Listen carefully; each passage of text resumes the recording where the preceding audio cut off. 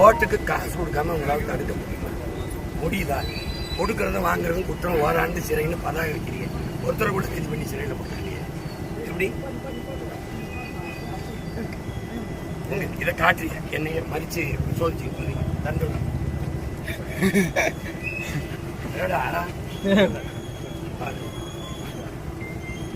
ஸ்டாலின் வரும்போது பார்க்கணும், எடப்பாடி வரும்போது பார்க்கணும். புரியுதா?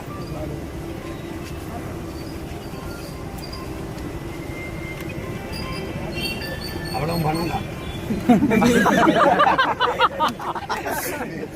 மூட்டையில் ஒரு மூட்டையை தூக்கி கொடுத்தவனே ஏதாவது இருந்தால் கொடுத்துருங்க. கத்திரிக்காய் வைக்கிறது காய்கறி